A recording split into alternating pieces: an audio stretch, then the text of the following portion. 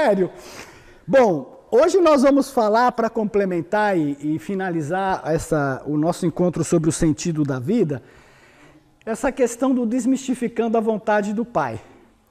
E a Sueli, muito corretamente, ontem perguntou, mas você vai me ensinar a fazer a vontade do Pai? Eu acho que talvez a coisa que esteja mais clara, escrita no livro de Durante, é como fazer a vontade do Pai e ninguém acredita. Está escrito em letras garrafais, em vários parágrafos, e a gente não acredita, porque a gente quer ser guiado. A gente não quer tomar decisões de acordo com o mais alto da nossa consciência. Então a gente espera que Deus nos diga o que fazer, para que a gente não erre, para que a gente acerte, e para que nós não nos punamos por ter feito errado, e não passar pelo aprendizado. Quem não tem medo de errar aqui? Anjos. Então todos nós sempre queremos acertar, porque tem consequências errar, e principalmente culpa, vergonha, uma série de coisas que a gente carrega. Só que o nosso processo é fundamentalmente de tomar decisões entre o certo e o errado, senão não vai haver aprendizado. Se o Pai nos bochichasse tudo o tempo e todo, vamos para a Vona. Acabou. Está tudo certo, tudo lindo e maravilhoso. Então, o desmistificando a vontade do Pai é bom para a gente entender, porque a primeira coisa importantíssima é a questão das interpretações pessoais. E isso acontece muito dentro do livro de Urântia. Um interpreta de uma forma, o outro interpreta de forma completamente diferente. E esse quadrinho, ele revela bem, apesar de às vezes estar escrito de forma tão clara, onde a gente fantasia e vai atrás de outras associações para fazer uma interpretação das vezes que não precisa. E onde precisa a gente não interpreta. Então o que ele fala, a pessoa olhando isso daqui, ela fala, nossa, que belo prato de sopa ainda quente. Parece um prato de sopa quente. Tá bom. A outra vai dizer, 2 flechas para o mesmo arco, super interessante, uma invenção novíssima. E os que eles acreditam nisso falam, nossa, que pessoa criativa inventar, e vai armar toda uma teoria sobre essas 2 flechas para o mesmo arco. Aí outro fala, que lindo vaso de flores, mesmo sem ter pétalas. Mas o mais legal de tudo, é isso que eu vou passar para vocês agora, é um vídeo curtinho, e eu quero só que vocês me digam aonde houve o erro nesse vídeo. Ele foi passado na internet, num dos grupos, e eu achei bárbaro para a gente entender.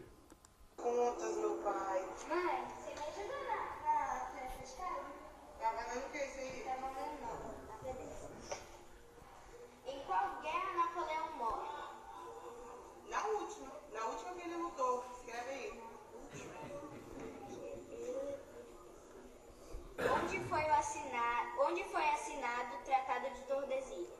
Onde foi assinado? No final da folha, escreve aí embaixo. Porque tudo que é assinado é no final da folha, entendeu? Em qual estado corre o Rio de São Francisco? Qual estado? Líquido. Corre líquido.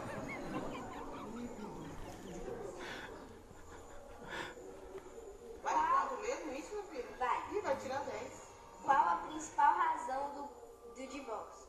Casamento. Sem casamento não tem divórcio. Precisa do casamento para ter divórcio. Então, a principal razão é o casamento. É tanta coisa que eu fazendo até... Qual o principal motivo dos erros? As provas. As provas que erram, entendeu? O que nunca se come no café da manhã? Almoço e janta. Café da manhã é café da manhã. Almoço e janta, almoço e janta. Pode botar aí. Como que parece a metade de uma maçã? Ah, eu vou te falar, né? Vai me conta mesmo isso? Vai. Por que parece a metade da maçã? Qual a outra metade, gente? Você não sabia essa, não? Não, porque a maçã não tem como ela parecer com a pera, com a casa, com nada. Ela vai parecer com a outra metade dela. É por isso que ela vai se parecer.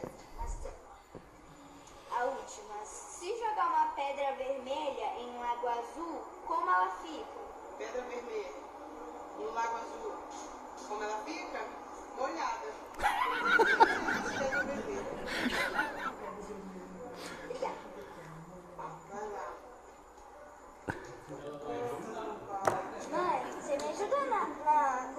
Só me diga uma coisa.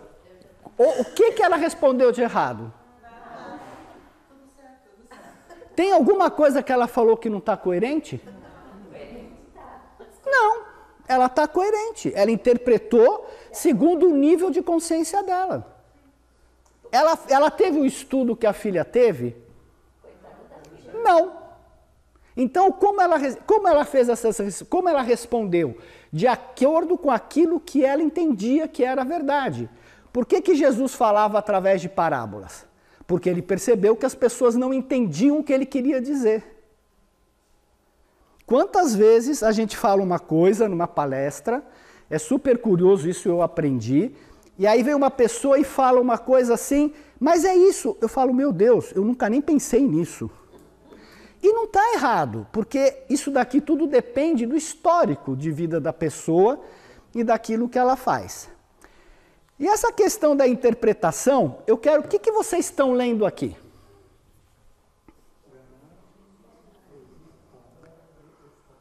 Como é que vocês interpretam isso daqui?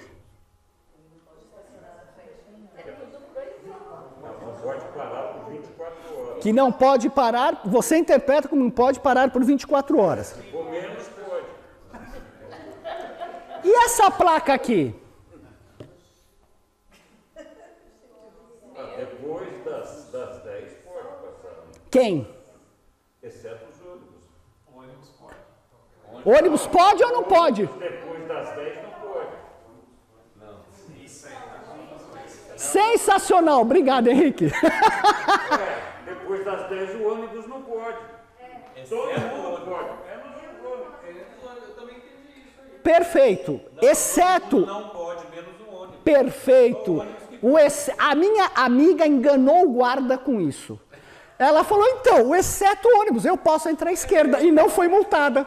O exceto ônibus é exceto ônibus pode passar. É só olhar no dicionário. Agora, vamos pensar uma coisa, essa placa aqui não é interessante? O que me impede de falar assim, eu posso parar só um minutinho, ou 1 hora, ou então posso ficar até 23 horas e 59 minutos que não vou ser guinchado, certo? Porque ele fala, é proibido estacionar 24 horas, eu vou estacionar 2 horas. Não, aonde está escrito durante 24 horas? Não, mas aí, quem é motorista, a placa de trânsito é o símbolo que diz que não pode estacionar, mas parar você pode temporariamente com o pisca-alerta. Então, isso daqui é a porta de uma garagem. Estacionar é o X. Então, isso daqui é uma porta de uma garagem, então eu estaria atrapalhando, mas nada me impede de eu parar 23 horas e 59 minutos que eu não vou ser multado. Eu estou interpretando, ó, eu não posso parar 24 horas. Como não, pessoal? Não está escrito proibido estacionar durante 24 horas. Ah, você pressupõe. Ah, por que está subentendido? Vamos dizer que um americano venha para cá, que mal fala português, ele pode falar, eu não posso parar 24 horas. Não, porque o símbolo é que vale. O símbolo é que vale. Mas eu... Você escrever. Peraí. Se é o símbolo que vale, eu não preciso escrever. Proibido estacionar, proibido parar e estacionar 24 horas. Eu parei 2 horas.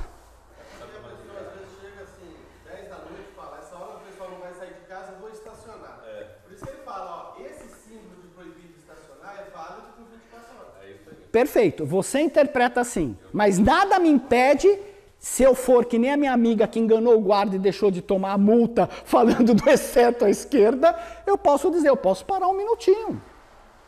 Você entende? O que eu estou querendo mostrar que é a forma que nós interpretamos as coisas. Cada um vai interpretar de uma forma diferente. Eu posso achar N formas de interpretação. Esse é o ponto. Aqui, então o ônibus não pode virar à esquerda, certo? Não, só o ônibus pode virar à esquerda. E é aquela praça lá da Brigadeiro Luiz Antônio que você entra à esquerda e só o ônibus pode entrar. Mas ela falou para o guarda, não, seu guarda, exceto o ônibus, só não está lendo, não sabe ler? E não foi multada. Vocês acreditam, né? Foi. Bom. Sob um ponto de vista, as respostas estão corretas. Por isso Jesus falava por parábolas, pois cada um irá interpretar de acordo com o seu nível de consciência. E aqui é a chave, porque é o seu nível de consciência, baixo ou alto, que vai fazer com que você use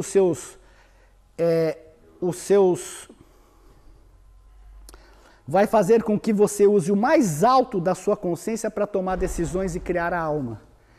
Então, independe se você é um cara muito sábio, espiritual, ou tem muita cultura, se você é ignorante. Se você tomar uma atitude com o mais alto nível de consciência que você tem, o seu ajustador põe um tijolinho na sua alma. Essa é a beleza da evolução. Por isso que os povos primitivos também criaram alma ao longo de todo o tempo, porque você toma de acordo com a moral mais alta dos costumes daquela época. E é por isso que a verdade é absolutamente relativa. Ela muda de acordo, a cada dia ela muda. E aí nós temos que entender uma coisa extremamente importante, que é a diferença entre compreender e interpretar. O que significa compreender? A compreensão de um texto é a análise e decodificação do que está realmente escrito, seja das frases ou das ideias presentes.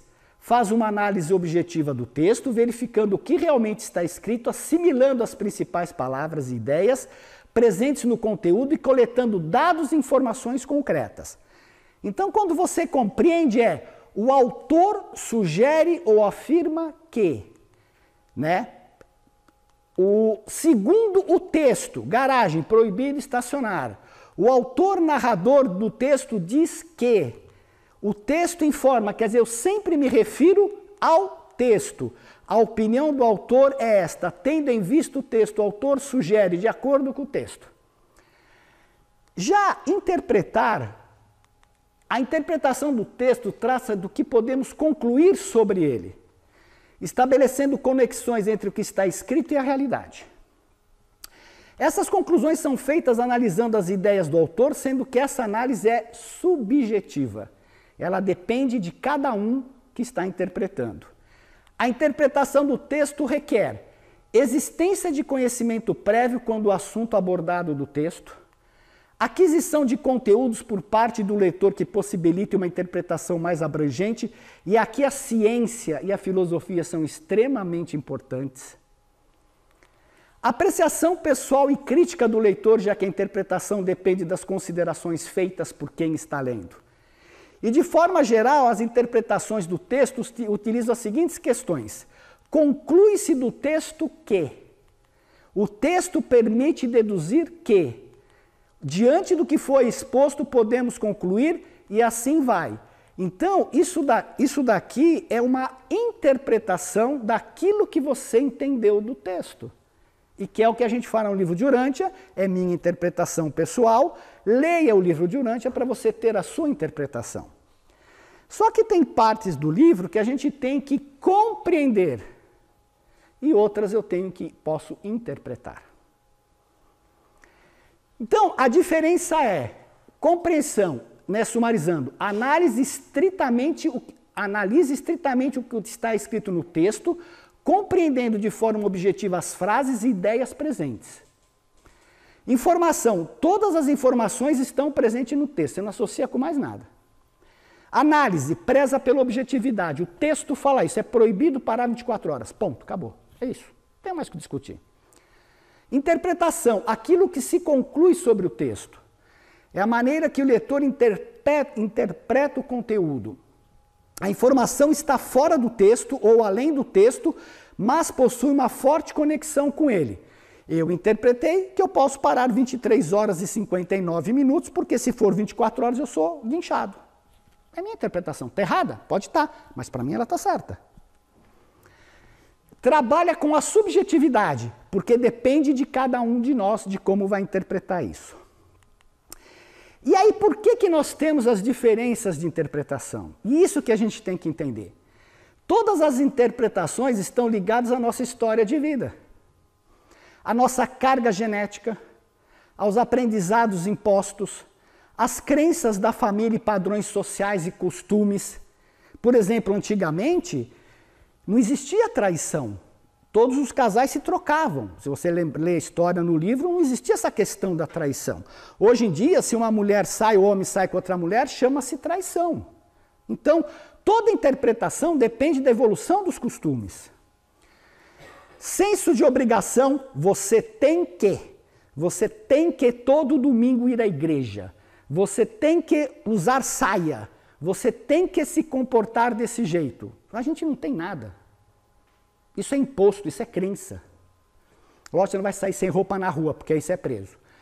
Traumas devido aos recalques impostos pelas crenças, amigos e familiares, principalmente na infância.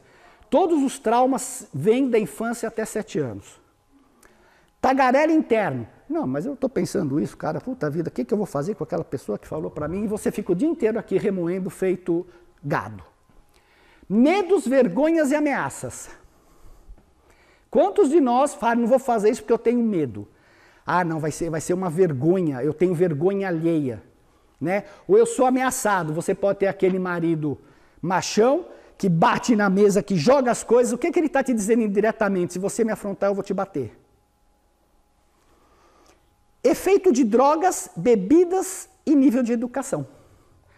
O efeito de bebidas todo mundo vê. Você bebe...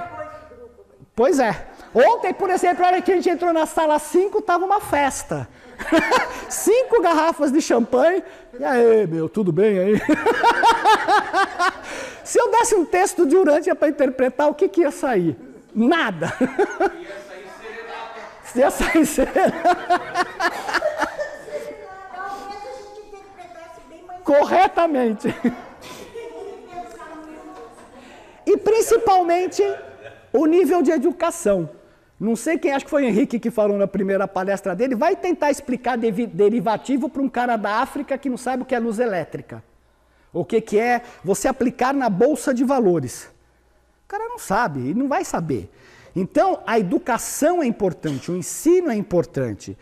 E, principalmente, o quanto mais você conhecer e conseguir fazer associações e checar essas associações e checar as suas crenças, o que eu acredito é verdade?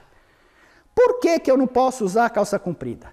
Por que eu sou obrigado a usar cabelo de tal forma? Por que tal partido político faz isso e o outro faz aquilo?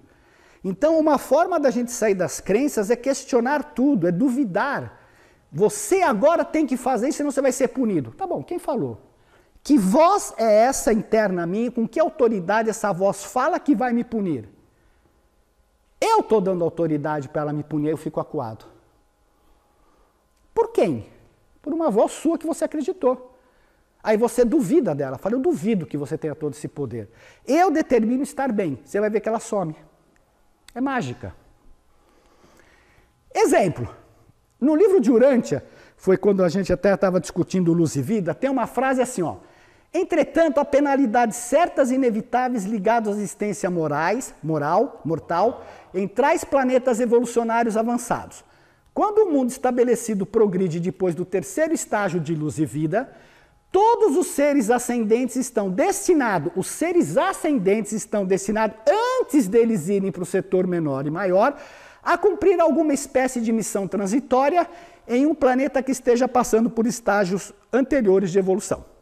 O que ele está dizendo?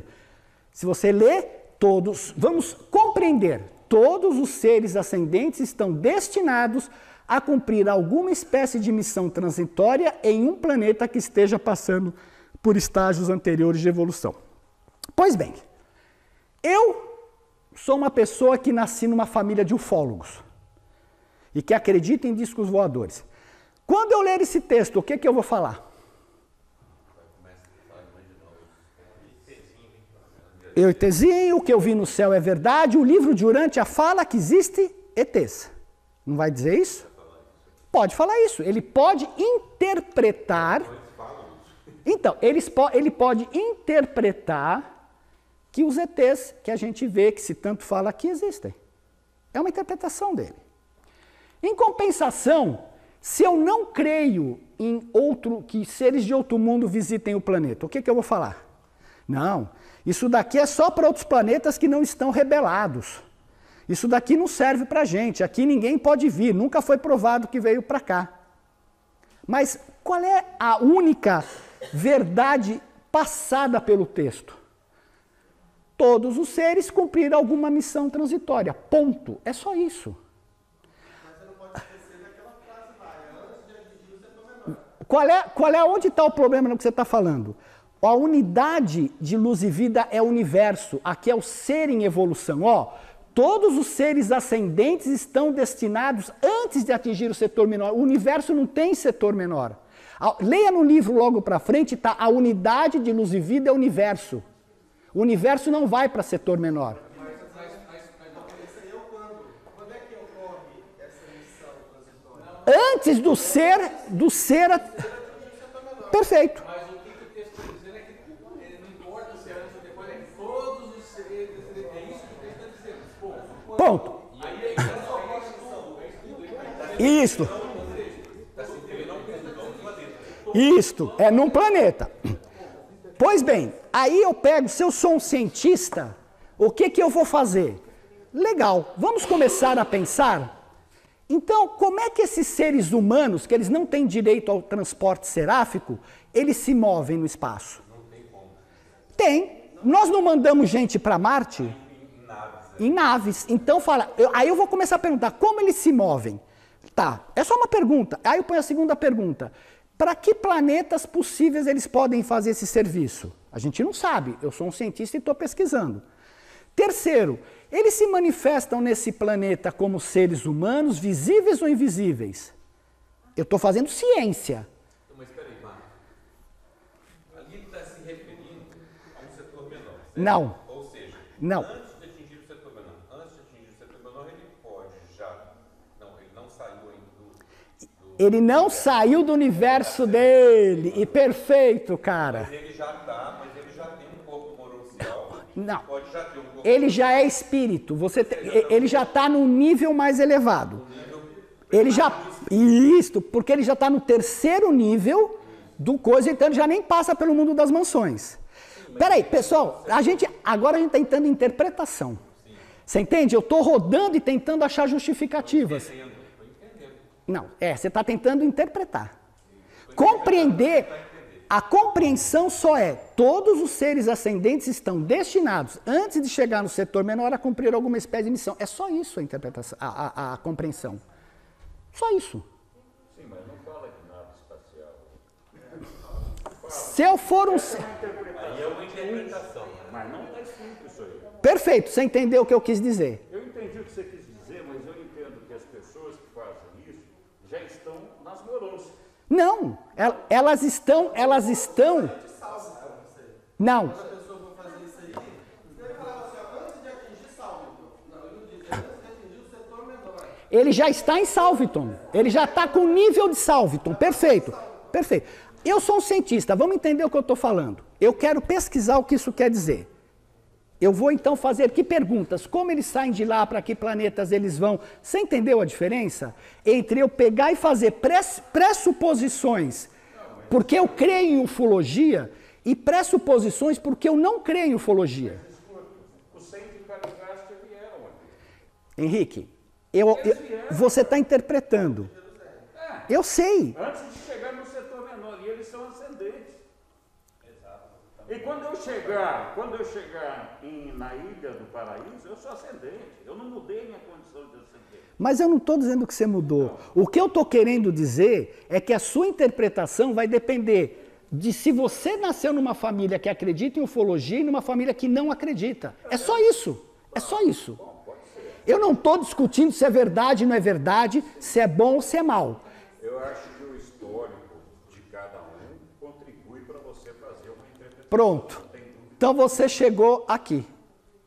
Está aqui. Você chegou exatamente aqui. O que eu estou querendo simplesmente... Olha a confusão que deu para eu explicar o porquê que cada um interpreta de maneira diferente. E aí começam as interpretações. É só isso que eu estou querendo mostrar. Não está certo nem errado. Fala, Anemias. Então, é porque, assim, eu entendo quando você fala assim, olha, cada um vai interpretar de uma forma de acordo com o seu nível de conhecimento anterior. Perfeito. Acontece que nós que já lemos o livro, já temos condições de interpretar aquele texto diferente daquele que ainda não leu. Não tem problema. Aquele que não leu tem todo o direito de chegar e fazer essa interpretação sua, que traz uma carga de ufologia no seu conhecimento. Aquele que já leu o livro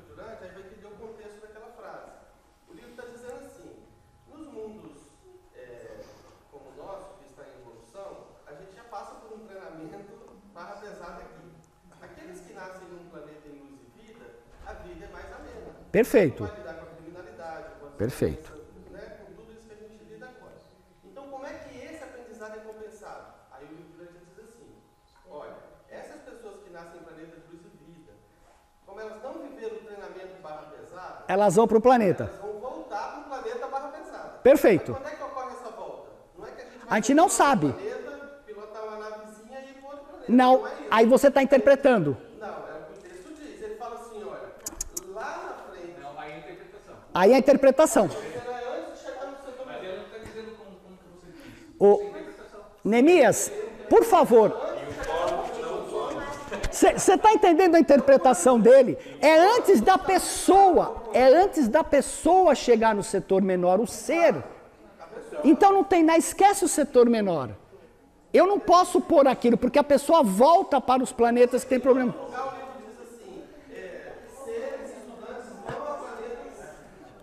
Bom, ó, aqui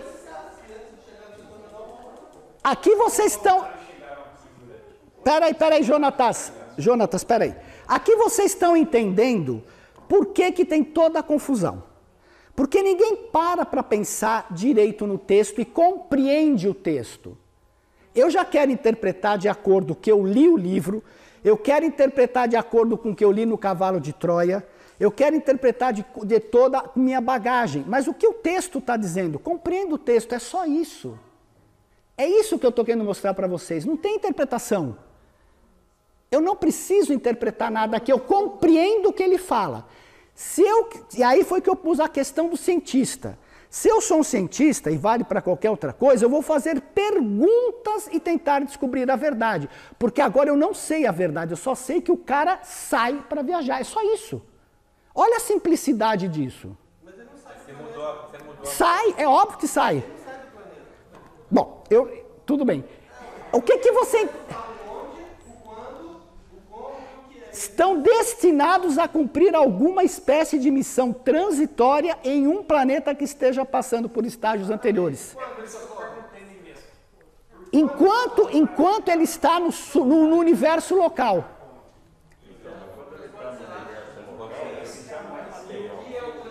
Não tem importância. Lógico que precisa, ninguém se transporta sem nave. Ele mora num planeta físico ainda. Ele é ser humano. Essa é a interpretação sua. É a interpretação sua. Pessoal, para. Por favor. Pare. Eu provoquei para mostrar para vocês por que tem tanto conflito no movimento urantiano. É isto que eu quero mostrar. Será que vocês conseguem compreender o que eu estou querendo mostrar? Eu não estou discutindo e não estou afirmando nenhuma das coisas. Eu estou querendo mostrar por que tem tanto conflito e como nós devemos ler o livro independente da interpretação do outro. É isso, pessoal. Eu não estou dizendo que o Henrique está certo, o Neemias está errado. Eu não disse nada. Eu só me referi que se eu for cientista, eu faria essas perguntas. Se eu nascesse num planeta, numa família ufológica, eu ia sair no grupo falando assim, tem ufologia. O cara que é contra vai dizer, você está louco, o livro não diz isso. Eu não falei nada. Eu só falei, se eu for cientista, eu vou fazer essas perguntas e vou pesquisar. Entendeu onde entra a ciência? Qual que é a verdade por trás dessa frase, da minha interpretação? É isso que eu quero mostrar para vocês. Que a gente tem que aprofundar a leitura do livro de Urântia e não ler só parágrafos como parágrafos. Porque tem uma verdade por trás que eu posso pesquisar ou não. Agora, se eu não tenho, eu vou dar uma interpretação. E aí dá essa confusão nos grupos. Porque cada um quer defender seu ponto de vista. Porque o meu está certo. Por que o seu está certo? Porque está escrito no livro, mas não é verdade. Eu estou interpretando. É como você interpreta. É esse o ponto. Não. A compreender é simples. Todos os seres estão destinados a uma missão especial. Só isso. eles estão destinados a ser finalitor. Não significa que a gente vai ser finalitor nesse planeta. Perfeito. Então, Perfeito. a gente entende que o ser finalitor envolve chegar ao paraíso. Perfeito. Então, todos estão destinados a essas missões. Perfeito. Mas não aqui na Terra. Não, você não sabe. Chegou no setor menor, mas isso que não é isso que eu estou inventando, né? Antes de atingir o setor menor. Ele não está entendendo, o que você não está entendendo é que aqui você está em Salvington, no nível de Salvington. Depois de Salvington você vai para o setor menor, o maior, até chegar no universo. Não, você vem para planetas por estágio... Sim, aí você volta para o planeta, mas eu estou falando que você volta quando você está lá. Não, você está em Salvington. Ah, então tá certo, então tá certo. Tá certo. Você sai de salvo daí, tá quase na hora do café. Tá bom. Bom, o importante, a mensagem para vocês disso daqui é essa. Vocês aqui experienciaram, era essa a minha intenção, o problema da interpretação. Então, por favor, hora que tiver conflito nos grupos, saiam. Não discutam, porque vocês vão estar batendo cabeça contra cabeça, crença contra crença. Aí você vai entender mais pra frente. Tá aí. O livro fala que eu vou mostrar, o livro de Urântia tem um parágrafo que ele fala que as pessoas aprendem melhor quando elas estão em paz. Está aqui num livro, e não em conflito. Se você põe conflito no novo estudante, ele se afasta do grupo. Eu não tenho que pôr conflito no novo estudante. Ele tá com toda uma estrutura de vida montada aqui, que ele pode se desestruturar completamente. Mas ele vai de qualquer jeito. É problema dele, não meu, desestruturá-lo. Entendeu? Pois bem. Exemplo. Outro dia foi uma coisa curiosa. Isso aconteceu, não estou brincando, isso daqui é verdade. A palavra equilíbrio foi associada por uma pessoa em relação a ser frio ou quente mencionado no Apocalipse. Conheço as tuas obras, que nem és frio nem quente. Quem dera foras frio ou quente, e assim, porque és morno, e não és frio nem quente, vomitar-te-ei da minha boca. Desta forma, essa pessoa concluiu que quem estava falando com ela, que ela falou da palavra equilíbrio, dizendo que a gente tinha que ter equilíbrio, interpretou que equilíbrio fosse como não ser frio nem quente. Eu não estou brincando. Aí você vai para o livro de Urântia, é um leitor do livro de Urântia, o filho do homem sempre foi uma personalidade bem equilibrada. Então ele era frio, eu vou vomitá-lo? Ou ele era morno? Entendeu, Neemias? Isso, mas por quê? A pessoa interpretou errada? Não, é o jeito dela. Ela achou que você não ser frio nem quente está ligado ao equilíbrio, que não é verdade. O aspecto singular da personalidade do mestre não era tanto sua perfeição, mas quanto a sua simetria, a sua unificação extraordinária e equilibrada. Está aqui. Está escrito no livro que a personalidade dele era equilibrada. Então Jesus era frio? Não, era morno. Era morno. Vocês entendem o problema que a gente tem quando a gente fala, principalmente do livro de Urântia? Tem aqui pessoas que falam que a gente tem grande acesso ao público, porque às vezes a gente interpreta, e teve uma vez que eu fiz uma interpretação extremamente incorreta. E o André acabou falando para mim, Dalmolin, isso daqui é assim. Eu falei, cara, eu vi assim. Ele falou, eu percebi que você viu assim, mas eu estava incorreto. Falei, cara, puta que paciência. Eu corrigi depois, eu falei, ó, tá errado, a minha interpretação é assim, assim, assim. Então esse é o cuidado que a gente tem que ter com os novos leitores, que a gente tem que ter ao ler o livro, e não simplesmente ler por ler, mas compreender para depois interpretar. Eu aprendi o seguinte, na primeira vez que você lê o livro não dá para interpretar, você tem que compreender. Na segunda vez você pode começar a interpretar porque você começa a associar com as frases do próprio livro. E aí você começa a fazer associações, e isso que é importante. E aí você começa a entender a verdade de forma global, porque o livro é muito repetitivo. Como ele veio pelo processo de perguntas e respostas, às vezes tem uma coisa aqui, outra aqui, outra aqui. Tá? E aqui, o que o livro de Urântia nos fala sobre fazer a vontade do Pai? Primeiro, ele diz o seguinte, as chaves do reino do céu são sinceridade, mais sinceridade, mais sinceridade ainda. Todos os homens têm alcance dessas chaves. Os homens usam-nas avançando em status espiritual, por meio de decisões, de mais decisões e mais decisões ainda. Está escrito, está aqui, é só compreender o que é fazer a vontade do Pai. Toma decisão. Porque se você não toma decisão, você não constrói alma. Decisão sincera. Perfeito. A escolha moral mais elevada é a escolha do valor mais elevado possível, que foi o que eu falei no começo. E em toda e qualquer esfera, isso sempre significa escolher fazer a vontade do Pai. Então, independe do nível evolutivo do planeta. O meu nível moral mais elevado é que me vai fazer construir a alma. Se o homem escolhe assim, ele é grande, ainda que seja o mais humilde do cidadão de Jerusalém, ou mesmo o menor dos mortais de Urântia. Está aqui escrito, é só compreender esta frase. Só que a gente quer ser guiado. A sobrevivência eterna da personalidade depende inteiramente da escolha da mente mortal, cujas decisões determinam o potencial de sobrevivência da alma imortal. Fazer a vontade do Pai, a solução sábia e efetiva para qualquer demanda que a mente seja isenta de sectarismo, paixões e todos os outros condicionamentos puramente pessoais.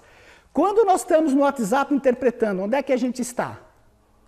Sectarismo, paixões e todos os outros condicionamentos puramente pessoais, que poderiam interferir em uma busca desinteressada dos fatores reais que formam o problema a ser solucionado. A solução dos problemas da vida requer coragem e sinceridade, que ele falou. Apenas os indivíduos honestos, valentes, são capazes de seguir bravamente através do labirinto perturbador e confuso da vida, indo até onde a lógica de uma mente destemida pode levar. A atração de um grande ideal é necessário para impulsionar o homem a perseguir uma meta que seja cercada de problemas materiais, difíceis e cheia de riscos intelectuais múltiplos. Pronto, já tô, ó, a minha tomada de decisão era de não fazer nada, isso daí estragou. Lógico. A tua tomada... A decisão de seguir a vontade do Pai de não fazer nada, mas na outra página me disse que eu tinha que fazer alguma coisa. Fazer a vontade de Pai e o crescimento. A conjunção dos factuais e dos potenciais equivale a crescimento, a realização dos valores na experiência. Lembra que nós comentamos que toda a evolução se dá em termos de coisas, significados e valores? Então nós temos que a realização desses valores no dia a dia. E quem faz a realização dos valores? O espírito. Você é um canal onde ele experiencia a vida. Contudo, o crescimento não é mero progresso. O progresso é sempre algo significativo, mas se não vier acompanhado de crescimento, torna-se relativamente sem valor. Então, se eu quero ficar parado, como o Genaro falou, eu não tenho valor. O valor supremo da vida humana consiste no crescimento dos valores junto ao progresso dos significados e na realização da inter-relação cósmica entre ambas as experiências. Como isso afeta o meu caminho até Deus. E tal experiência é equivalente à consciência de Deus. Por mais ignorante que você seja, se você toma uma decisão dessa, você está com a consciência de Deus. É isso que ele está dizendo. Ou eu estou enganado?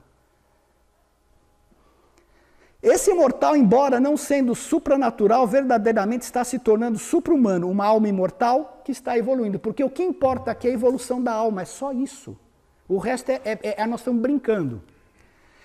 A evolução da alma, o surgimento e crescimento da alma moroncial indica o grau e profundidade na mestria dos círculos. A mestria sobre os círculos cósmicos está relacionada ao crescimento quantitativo da alma moroncial e à compreensão dos supremos significados do universo. Aí, o homem, porém, não é salvo nem enobrecido pela coação.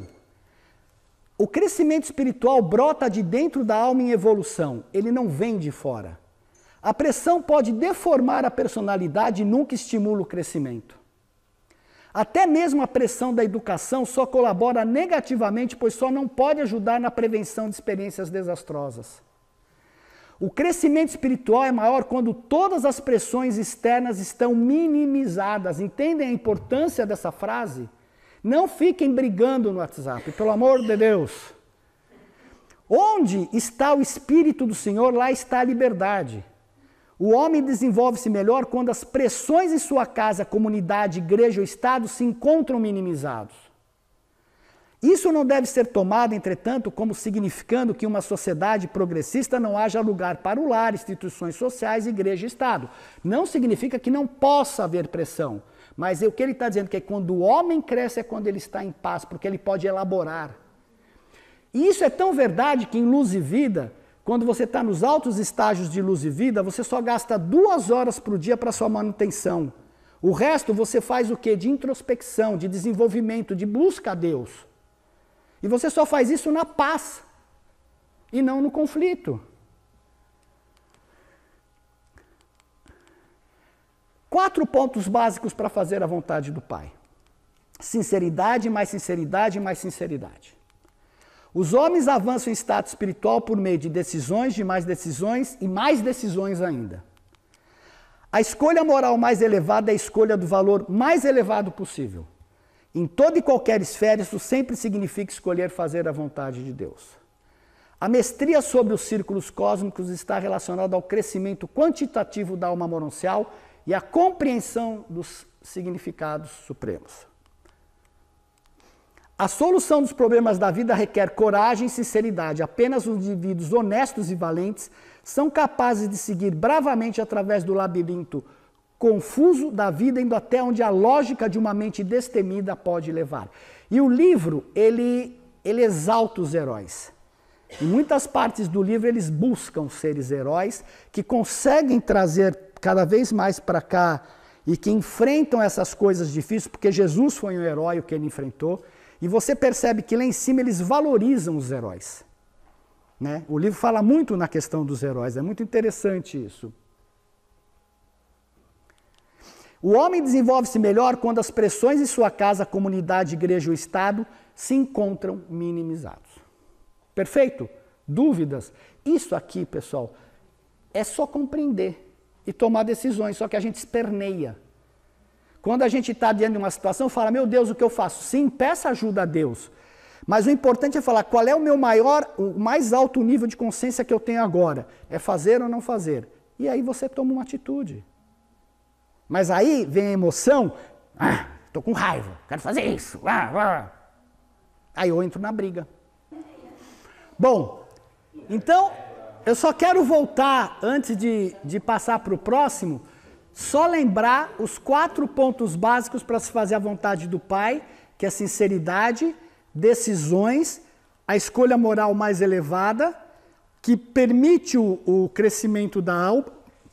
E a coisa mais importante, e que acho que todos nós carecemos, chama-se coragem. Porque o medo está tão arraigado na sociedade, ele é tão estimulado na sociedade, que é difícil você realmente ter uma coragem corajosa, sabe? E, obviamente, isso daqui é muito importante porque a gente tem que entender que as pessoas vão se desenvolver quando elas estão em paz, porque o crescimento não vem de fora, o crescimento é interno, tudo. O livro fala várias vezes, você não cresce externamente, tudo vem de dentro da gente. E para vir de dentro você precisa ter paz. Mas, com base nesses 4 princípios, quais são os nossos comportamentos mais comuns que a gente tem no dia a dia? Primeiro, dificuldades em mudar. Porque, obviamente, as crenças são muito arraigadas, elas são difíceis da gente, de conseguir passar por elas. E para piorar, o Dorival Caymmi reforçou isso com aquela história da Gabriela, quando ele fala assim, eu nasci assim, eu cresci assim, eu vivi assim, e todo mundo põe isso e fala, eu sendo assim tá certo. Só que eu sendo do jeito que eu sou, eu não estou causando um crescimento na minha alma. Né? E o que é a síndrome da Gabriela, que isso é conhecido em psicologia? Está relacionada a uma forte resistência ao novo e a dificuldade em aceitar mudanças. Indivíduos que apresentam o problema não conseguem enxergar que a sua forma de ser e agir pode estar, na realidade, sabotando a si mesmo em diferentes esferas da vida e prejudicando os outros. Porque eu não quero mudar. Isso acontece muito entre casais. Nos casamentos, você tem que mudar. Não é o outro que tem que mudar, sou eu que tenho que mudar. Mas a gente sempre projeta a culpa no outro. Aí o que o livro fala? Vamos associar? A alma é mudança constante, crescimento. Se a pessoa não quer mudar, o que acontece com aquela alma? Não cresce. Fica estagnada. Você caminha nos círculos cósmicos? Não. Provavelmente não. E aí você toma tranco da vida para caminhar porque o teu ajustador quer que você evolua. Segundo, esperar que caia do céu. Esperar que alguém me diga o que fazer ou não assumir a responsabilidade pelos próprios defeitos e pela própria vida. Nós temos um lado sombra. Quando se fala do lado sombra, não é brincadeira. Tudo aquilo que você rejeita está nesse lado sombra e nela está a força. Não é porque você tem um lado sombra que você vai agir daquela forma. Você tem que integrar aquela energia em você. Eu tenho um lado ruim, eu tenho um lado agressivo. Qual é a minha lição com o meu lado agressivo? Aprender a educar esse lado. Tem raiva, como eu comentei ontem, que é boa, que ela te impulsiona e fala, chega, eu cansei disso daqui, eu vou para frente. Ela é positiva, ela é boa. Mas se a minha raiva boa se transforma em raiva destruidora, remoendo, eu estou comendo veneno. Esse é o ponto. Então, a raiva é boa? É boa. O amor é bom? É bom. Mas se você só é amoroso, você se torna tolo. Porque todo mundo vai aproveitar de você. Jesus não falava, sede sábio, sede manso como pombo e esperto como uma cobra? Por quê? Você tem que saber como os outros agem. Você tem que ter seus mecanismos de defesa. Você pode ouvir mentores e vozes internas, mas isso não impede as crises porque temos que passar. Eu sei de gente que tem clareaudiência, clarividência, que ouve, que guia, mas não impede a pessoa de passar crises internas. Agora, como é que essas pessoas que têm clareaudiência, principalmente pela audição, é óbvio, elas conseguem distinguir o bom do ruim? O espírito nunca constrange. Se ela te informa alguma coisa, aquilo lá você questiona, é verdade ou não é verdade? Se for uma coisa positiva, que não é, você não presta, você vai ver, eu vou te ferrar, isso não é do bem. Aí ele fala assim, olha, faça isso, tá? Você vai lá e faz, você vê que a coisa deu certo. Então a gente tem que distinguir essa voz, uma que quer destruir, que faz parte das nossas emoções também, e outra que é um anjinho que quer te pôr para frente. Quem ouve muito internamente, distinga e não aceite o negativo. Se te criticar, se tentar te pôr para baixo, não ouça essa voz, questione, vá contra. Porque todos nós ouvimos, você é isso, é aquilo, outro. Eu tenho uma voz, às vezes, em mim que fala... Desliga aí. Ele me xinga, fala, seu filho da... Você vai ver que eu vou te ferrar. Eu falo, cara, com que autoridade você vai me ferrar? Agora, se eu der atenção para essa voz de falar, você vai me ferrar, eu estou danado, o que eu vou fazer? Eu vou ficando assim. Eu fico com medo de mim mesmo, mas quem é a autoridade dessa voz que fala que vai me ferrar internamente? Nenhuma. Só que se a minha emoção comprar isso, começa, ele vai me ferrar a mente? Pois é, você vai ver o que vai te acontecer, você vai para debaixo da ponte, ai, mas eu não quero ir pra... Aí começa aquele jogo mente-emoção e você vai indo para o fundo do poço para uma depressão ferrada. Então, se a voz for boa, orientativa, te crescer, ouça. Mas se a voz for ruim, por favor, esqueça. Conteste e reescreva a memória falando, eu determino estar bem, eu determino ser feliz. Sempre o oposto do que a voz ruim te fala. Isso existe, pessoal. Essas vozes internas existem, muitos ouvem mais, outros ouvem menos, né? Lembre-se, o ajustador nunca constrange. Tá? Utilizar o mais alto nível da sua consciência. Esse é o ponto para relacionar com aquilo lá. Outra coisa, projeção. A projeção psicológica ocorre quando sentimentos ameaçados ou inaceitáveis de determinadas pessoas são reprimidos, então são projetados em alguém ou em algo. Cara, vocês já viram no trabalho uma funcionária dizer, pô, eu faço tudo, aquela moça não faz nada? Isso não é a coisa mais comum que existe? Olha, o meu marido é um inferno, ele não presta, ele não dá atenção para mim. Você já olhou para você? Porque você está projetando no outro, você só enxerga no outro aquilo que está dentro de você. Se o outro não presta, você está vendo, o outro está te mostrando o teu lado que não presta em você. E o que eu faço com esse lado que não presta? É essa a nossa educação. E só que a gente é mais fácil projetar e pôr a culpa no outro. O outro não serve para nada, o outro é chato, o outro é isso, aquilo, outro. Entendeu? E é difícil isso. Tem que ter coragem. Né? Apenas os indivíduos honestos e valentes são capazes de seguir bravamente através do labirinto perturbador e confuso da vida, indo até onde a lógica de uma mente destemida pode levar. Isto é, eu enfrento toda esta negatividade, eu enfrento essas coisas que querem me pôr para baixo, não tenho medo delas porque elas não têm dignidade de nos assustar. São crenças da sociedade. Por que que tem tantos jovens se matando? Porque os jovens estão entrando naquela inconsciente coletivo de que a vida não serve para nada.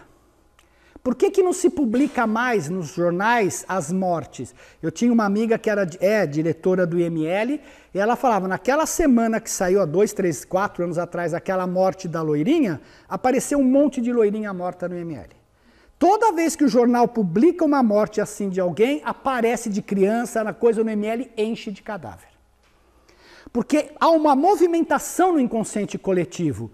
E as pessoas fracas internamente acham que se ele fez, eu posso fazer. E dispara na pessoa aquilo lá. E ela não consegue conter. Cara, isso eu estou falando é verdade. Vai no IML, eu apresento a pessoa, se conversa com ela e vê o que acontece. Por isso que os noticiários não deveriam mostrar tanta desgraça. Porque eles estimulam mais desgraça. O nosso comportamento, o radicalismo é em querer acreditar que a sua religião e mesmo seja a única e a verdade. E você vê o que acontece, por exemplo, com o pessoal lá. Você tem duas formas de ser radical. Uma com a força física. Vocês estão vendo o que está acontecendo no Afeganistão. É o cara com metralhadora, obrigando as mulheres a ficar em casa, fazendo tudo. Se você, eu te mato. E mata. Outra, que para mim é uma das piores, chama-se o radicalismo psicológico. Onde eu te deixo escravo de mim sem você nem perceber. Eu vou te dar um psicológico, cara. Eu vou te pôr culpa porque você não serve para nada, você não tem condições de ganhar dinheiro, você não serve sexualmente, então eu te pego pelo sexo, poder e dinheiro. E cada vez que eu vou reforçando, a pessoa vai ficando mais para baixo. E aí ela começa com aquelas coisas, realmente eu nunca fiz nada, eu não faço nada, puxa, para que eu sirvo? Vai para o fundo do poço. A hora que você tenta se livrar do algoz, todas essas memórias no seu subconsciente afloram. E você tem que vencê-las. Não é simples, mas aí que você tem que ter coragem e força. E principalmente as mulheres estão muito subjugadas. Os homens também com crenças que o importante é tomar cerveja, é ter carro não sei o quê, Você entende? Todos nós estamos subjugados por essas crenças coletivas. E isso que é difícil a gente sair, porque o inconsciente coletivo funciona, a gente acessa o inconsciente coletivo. Ele está aqui, nós fazemos parte dele. Tem pensamentos, às vezes, que vêm para mim, eu falo, cara, de onde veio esse pensamento? Ele passa assim, eu falo, tá bom, passa, tchau, não vou te dar energia, porque se eu der energia para ele, eu estou alimentando. E aí eu me prejudico.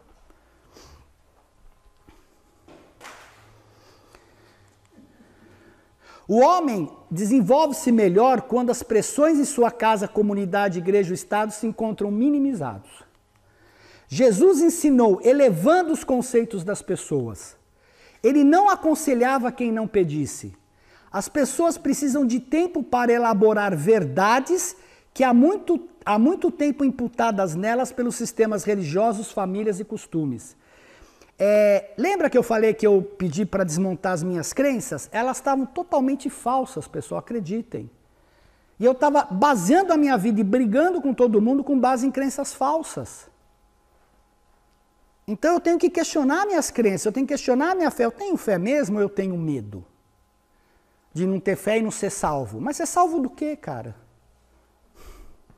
Porque, aí você vê nos postes lá onde eu moro. Só Jesus Cristo salva, inferno ou céu, escolha.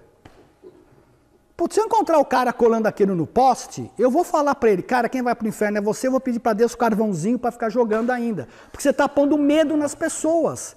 Você está pondo as pessoas para baixo e pondo medo nelas para ir para a tua igreja para dar dinheiro para você. A igreja ajuda? Sim, a igreja ajuda muito as pessoas. Tem igrejas boas, elas têm coisas, eu andei vendo umas igrejas interessantes, eles têm uma mensagem positiva, eles falham quando eles querem determinar o comportamento dos seres humanos. Se eles ficassem só nos valores, é a igreja que eu imagino que seria correta para esses tempos e não determinar comportamento para homem e para mulher. E há uma coisa curiosa nisso. Essa igreja particularmente é bastante rígida em alguns pontos, e é assim, se o cara trai, ele não pode mais, ele tem que sentar no meio do público. Se a mulher trai, é porque ela não era suficientemente boa em sexo. Se ela é suficientemente boa em sexo, ela não presta. Mas é isso. E o cara sempre é justificado, e a mulher sempre é ruim. Aí você pega... Eu falei para vocês, eu estou careca de ver isso. Eu falo, cara, não é possível o que estão fazendo psicologicamente com as pessoas. Não sei até que ponto o cara apontar uma arma para você é melhor porque você tem como se defender do que o cara te massacrar psicologicamente. Você vê pessoas dominadas por outras. A pessoa domina a outra. E a outra não percebe. Você mata aquela pessoa aos poucos. Você tira a esperança de vida. A ponto de pessoas chegarem e falarem assim, sabe, eu estou andando aqui e eu vou ver se eu atravesso a rua sem olhar. Precisa falar mais? O estado que essa pessoa está? Aí ninguém olha isso. Não, agora estão dizendo assim, não, essa coisa psicológica não tem pressão psicológica. Lógico que tem, ela é muito pior do que a física. Porque a física você está vendo, a psicológica está dentro, você não vê. É uma desgraça, isso é uma tristeza, bem na verdade, né? O Lu, isso é importante a gente saber, ele tem citações feitas pelo Conselheiro Divino, pelo Censor Universal, pelo Perfeccionador da Sabedoria, Mensageiro Poderoso, de todos esses livros. Está aqui, ó. O Sadler compilou todos os livros que o Lu cita, que está entre aspas, como eu mostrei. Da Bíblia, do Sikhismo, do Bhagavad Gita, do Atharva Veda, do Beihá Aranayava Upanishad, o Bhagavad Purana, o Shinking, Corã, Tao Te Ching, Zoroastrismo. Então, o Lu se aproveita das verdades que estão aqui. E isso que a gente tem que entender, as verdades estão em vários lugares. Tem coisas boas no Espiritismo? Tem. A gente não quer acreditar em reencarnação? Não acredita. Você quer acreditar? Acredita. Mas não deixe de ler o livro de Urântia e ver as outras verdades se você quiser ficar... Tá tudo certo, cara. Qual o problema de você acreditar em reencarnação? Só porque o Lu fala, eu não tenho como provar que o Lu é verdadeiro. Alguém me prova que não existe reencarnação. Ninguém me prova. É uma crença de cada um. Vai dar o mesmo debate que deu com o negócio dos ETs agora há pouco. Não, porque existe o Lu, ele fala, e aí? Com base no quê? Desculpa. Ah, foram seres divinos. Que seres divinos? Ah, porque a Bíblia foi inspirada pelo Espírito Santo, a mãe veio aqui e inspirou os apóstolos a escrever. O Lu explica como é que os apóstolos escreveram os livros. E eles acreditam numa coisa. Então, tudo é crença. Por isso que a gente tem que deixar cada um seguir o seu caminho, elevar aquela pessoa, acolher aquela pessoa e ajudar ela a elevar o ponto de vista dela, só. Mais cedo ou mais tarde, todas as personalidades do universo começam a compreender a realidade de que a busca final da eternidade é a exploração sem fim da infinitude. Na viagem que nunca acaba, da descoberta da absolutez da primeira fonte centro. Então, qual é o nosso único objetivo? Descobrir o Pai. Mais cedo ou mais tarde, tornamo-nos todos cientes de que o crescimento de todas as criaturas é proporcional à identificação com o Pai. Não é discutir parágrafos do livro, mas é quanto você está identificado com o Pai Universal que importa. Porque quando você chegar a finalitor, você vai colocar a sua identidade no Pai. Aquela personalidade que saiu do Pai, ela volta para o Pai com experiência e projeta a identidade nele. É lindo isso. É lindo isso. Chegamos ao entendimento de que viver a vontade de Deus é o passaporte eterno para a possibilidade infindável da própria infinitude.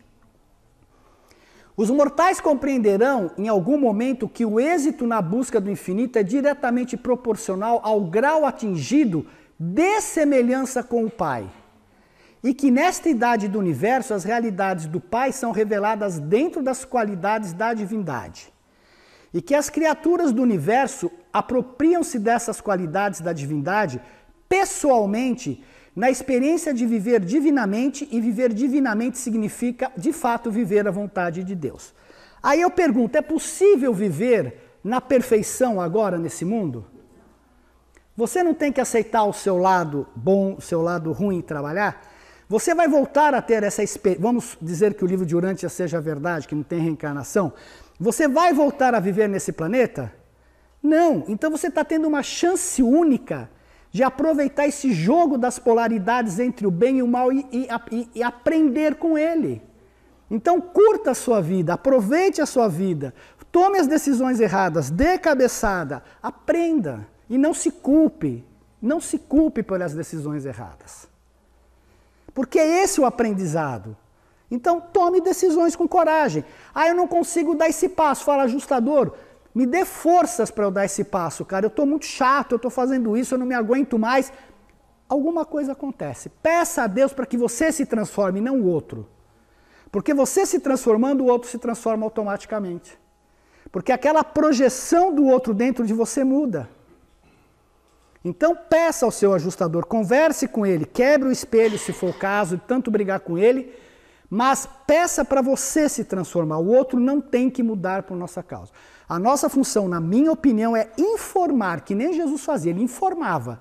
Ele não obrigava, ele não obrigava ninguém. Você quer, é essa a mensagem do reino. E é isso que a gente tem que fazer, talvez como disseminação do livro de Urântia. Eu informo. O que o outro vai fazer, eu não tenho responsabilidade. Eu tenho responsabilidade pelo que eu falo. Isso sim. Bom, era isso. Muito obrigado.